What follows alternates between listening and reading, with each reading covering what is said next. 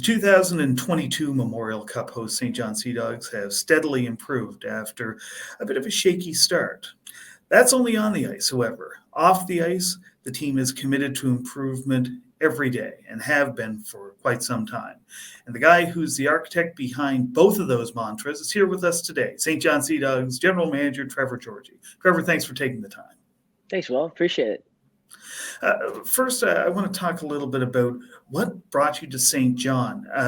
You sort of followed a wildly different path than a lot of people in your position. Generally, it's the quote unquote hockey people who make their way into the world of hockey management. But yours is very much a business background. Take us through the steps that brought you to the Port City.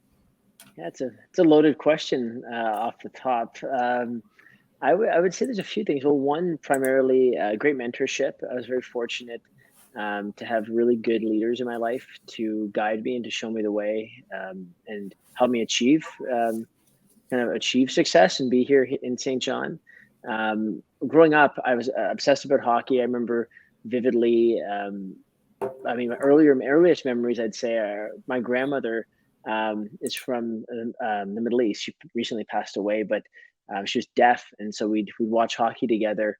It was something that we could both kind of connect on and watch, and she's getting always really passionate about it. And that was, most people have a very different hockey upbringing, and for me, when I think of hockey, that's one of the earliest memories. Actually, a female in my life that kind of really connected with me on the sport. And then later in life, as I got older, I remember vividly with friends, getting sick days from high school or elementary school and putting on suits and everything and watching the NHL trade deadline with a bunch of TVs all plugged in all the different stations. So hockey's always been something that I've loved and been obsessed about. And I had the great fortune of getting to start my career in sport by doing corporate projects for the Windsor Spitfires and then finishing my MBA at the University of Florida with the Florida Gators and learning from that brand. And then had stops at Maple Leaf Sports Entertainment and also in sport at Wasserman Media Group, which is a big sports agency that actually recently bought the Orr Group. So it's great. We get great mentors. Richard Petty, who was CEO of Maple Leaf Sports Entertainment, really took me under his wing and saw the passion that I had and loyalty and brought me along. And, most recently, Scott McCain, he's like family, just the best person to work for, just an amazing human being. And, when the role was available here in St. John, he'd reached out and said, would you be interested? And to work for someone like him with great values, great vision, so much passion and charisma and energy. It's a hard guy to turn down. So made the trip out east and haven't looked back since. We've been here since February of 2016 and have loved every minute of it. Now, on top of the hockey side of things, you also do have strong ties and strong relationship to, in particular, the LGBTQ plus community. Tell us a little bit about that. I know that some of those connections run very very deep for you. Yeah, for us, I think that I'm a super open-minded person. I think that everyone that would know me would know that I'm really open-minded. I've pretty liberal in terms of my views on life. So if something makes someone happy, I think that's what's most important in life is people be comfortable in their own skin and confident and happy. And so for us, my older brother is gay, so there's that connection. There's a number of folks involved with our team that have family members that are gay, and so for us that wouldn't even register with me, and it never really did register with me growing up that was something that was different or that was something that it never registered with me. I don't think growing up in an environment where we were a very progressive household. My dad's from Basra, Iraq. and my brother, my brother being gay, my different family members, different views on life. Um, that never really registered with me that was different. It was just, whatever makes you happy growing up is what makes you happy. And so for me, it's been really interesting getting to know folks like Brock McGillis and getting to know folks across the CHL and seeing some of these stories of great courage demonstrated in our sport. And for us at the Sea Dogs, at least, I know it's part of Scott's vision too. Wants to be a progressive organization and one that doesn't dip their toes into the pool in terms of being progressive and thinking forward, but actually diving right in. And for us and for me, that really aligns with who I am as a person. And you see it all through our organization. So we make a conscious effort to expose our players to different things, expose our players, have all kinds of conversations and good debate with our players. And it's very much our responsibility to give them that experience and give them that life experience at a young age. I think it's, we're shaping hockey players, but we're also shaping human beings, and they're not mutually exclusive. And we need to do both. I think that's non-negotiable. And you bring up Brock McGillis, of course. He's been a guest with us. He's very well known through his crusade to bring diversity and inclusion into the game and really make it a safe place for everybody, which is, of course, something that's been a battle on a number of fronts. You've brought him down on more than one occasion to speak to the team beforehand, and really you're the only team in the queue that's done it so far. You're one of the few organizations at this high of a level of the sport to actually take him up on what's been a very long-standing offer for Brock. You've now seen him on at least a couple of occasions with a couple of slightly different groups of players and management and whatnot. When he leaves, what do you see from the organization as a whole that shows you that his words and his actions in front of the team have left a mark? It's a great question. Well, Brock, unfortunately, we've had mutual friends growing up. He played hockey with some really good friends of mine, and I've gotten to know him in recent years. Like our role, I don't think we give our young players enough credit. I think that with information at their fingertips, I think actually our players and the youth of today are far more prepared and far more engaged and far more interested in topics that we may not have been as engaged in our generation. I'm only 33, but I look back, 10 years, and I do see a shift in that. Our players are really interested in sustainability. They're interested in the environment. They're interested in knowing more about the LGBTQ plus community. They're open-minded. They have beliefs that may be inconsistent with previous generations. I think there's just a general open-mindedness and they value their role as hockey players, but they also value other things outside of hockey, whether it be music or entertainment or video games or family or other things. I really see an athlete that is really individual. They're very individual. And so I don't think they get enough credit for actually how ready they are to have to have important conversations in a very casual way, in a very a way that, I think years ago would have been maybe a bit more, you'd see more reluctance to have those conversations. So bringing Brock in was easy. Brock's great. He's very passionate about what he does. He relates well with players. He's candid, and he shoots from the hip. So the first group we had, and he came in and spoke with them. Brock was looking to come speak with them, and he also was shooting a film that was released in the past years about athletes from the LGBTQ plus community. And I think he was having trouble finding a team that would welcome them to shoot. And that wasn't a problem, certainly with us. And our players loved it. Our players were getting, he was like a rock star. Players were getting in with him for photos afterwards. And, lots of them I'll still follow him on social media and like his stuff and engage. And it's, um, there may be, uh, it is up to us to expose our players to different people and have conversations. And I think it's really important. Brock does a great job of that. So it's always been received really positively, and people really enjoy him. And for anybody who's interested, that was a documentary that was produced through the National Film Board of Canada. It's called Standing on the Line. Google it. It's a fantastic look inside of many of the issues that Brock crusades for, that the Sea Dogs have come on board as well to join in that fight against. And just an overall good investment of time just to see how that all came together. And you bring up a very good point, Trevor. And I agree with you wholeheartedly.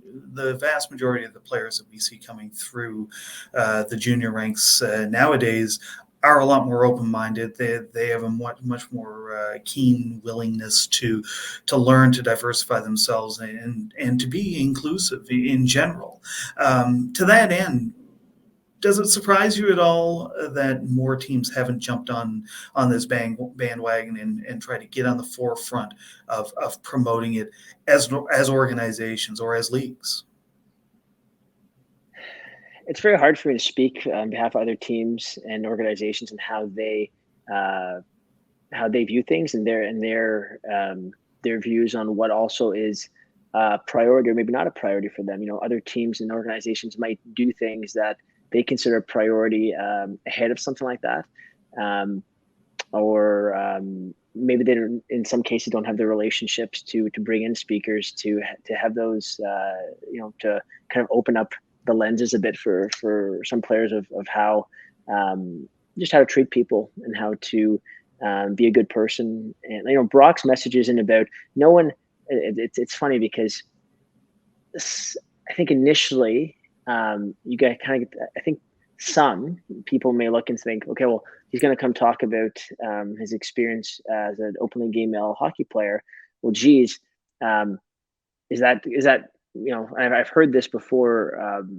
I've heard this before, and not from anyone on our team, but they worry. Okay, will a player then think all of a sudden will an hour conversation with Brock will the player now think he's gay? Well, that's not how that works. That's actually not how any of that works. After an hour conversation with Brock, it's not going to turn your son or brother or a client gay. That's just not how that's it's not realistic.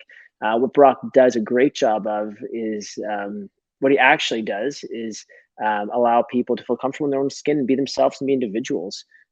Just because every hockey player loves golf and going out and socializing and all those things and partying. But what are the other things that make you you? And I think Brock does a really good job of bringing that out in people and making them comfortable with sharing things that they're actually passionate about that maybe they've kind of kept quiet because they want to conform.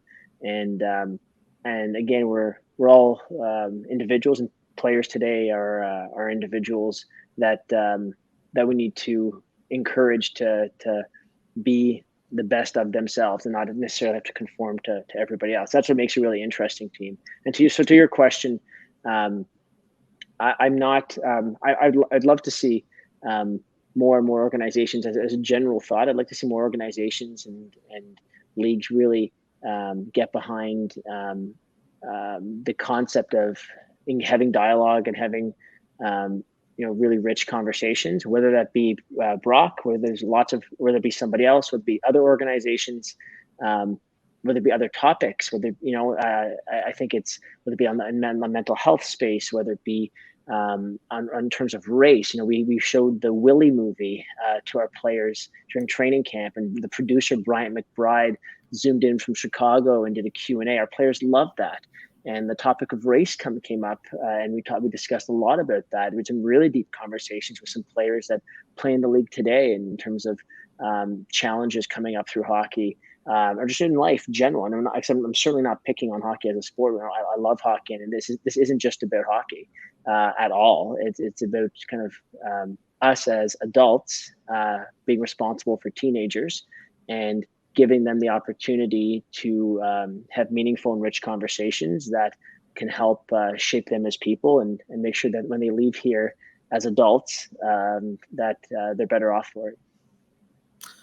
Well, one thing we know is that when everybody leaves St. John in June, somebody is going to be a Memorial Cup champion. And that's the first time we can say that in 3 years. But beyond the on ice excitement, which we're all looking forward to, obviously, off ice, you've already committed to a theme, and that theme is one for all. It's going to be the underlying slogan of the entire tournament. What should we expect to see from the Sea Dogs organization that commits to that one for all, promoting of inclusivity and equality? And I'll go back to our friend Mr. McGillis's one of his favorite words, performative.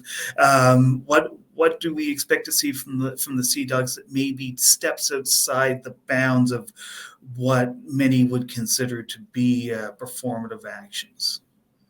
Yeah, it's another great question. So, I mean, fundamentally, our organization is not one that all of a sudden we're hosting World Cup. Well, let's now pretend that we're progressive. That's just not who we are. I remember I give a lot of credit to the committee as they went through the interview process. They were so diligent and they were very open-minded. And I know they really seem to react really positively to our concept of one for all. And the concept of one for all is that, we can host a great hockey tournament, and there's 60 CHL markets out there that can host a tremendous Memorial Cup and have great people, including Quebec, who was our competition. I think the difference for us is, and what one for all means to us is, we're going to celebrate the last 100 years of Memorial Cup hockey. But how do we use our time in the sun? How do we use our spotlight here in St. John, New Brunswick, to help shape the next 100 Memorial Cups? And how do we take this opportunity? The hockey world is all here to have a more lasting impact beyond just what happens during the 60 minutes of play, 8-9 times throughout the tournament.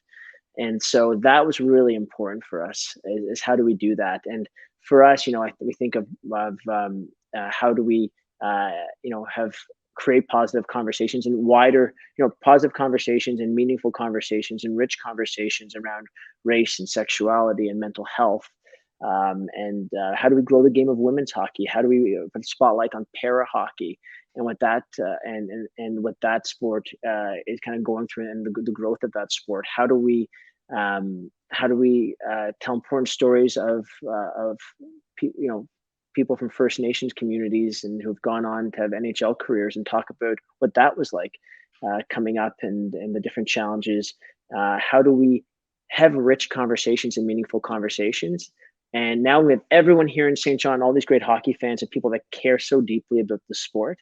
How do we provide that? We would be doing a disservice to the game of hockey if we didn't offer that to our community and to all those in attendance. And so for us, it was not a matter of should we do this, it was we must, and how do we do it, and how do we execute it? So we're going to have a tremendous speaker series. It's our One for All speaker series, and those are all topics that are going to be addressed throughout that. We've had a lot of people put up their hand and want to get involved and get behind that and come participate in that. We've had NHL alumni, Sea Dogs alumni that have a lot of heart for very specific communities, very specific causes, and want to come back and take part in that and have that lasting impact. So it's really, really going to come to life here. And I will say this, like, I think it's important that after the Memorial Cup, after our One for All speaker series, after the various activations and events and opportunities we create to have important discussion here in St. John, it's really important that they live beyond that. And so already as an organization, in terms of being progressive, these are topics that we talk to our players about, and they're very much engaged in already. We create those opportunities for them. I think of the sustainability piece here in terms of the walkability. I can see TD Station from right now from out my window. Our CFO, our head coach, our assistant coach kind of walk to the office, our athletic therapist. So there's certain topics and there's certain things in the way that we live day to day in St. John with the Sea Dogs that we were going to kind of turn up to volume 100 during the Memorial Cup, and it'll be really special, and it's really important for us. That was non-negotiable for us, and in fact, and for the first time we've shared this publicly, but we very much said that if unfortunately we don't get the chance to be host to the 2022 Memorial Cup, because these tremendous speakers and incredible leaders in their spaces helped create a lot of the content and talk through what a progressive Memorial Cup would look like. We were very much aligned that if we didn't have this honor, that we would actually look to host a one for all conference here in St. John and bring the hockey community together to still have this dialogue and discussion. So unfortunately, we get both, but that was definitely discussed and definitely something that we all supported.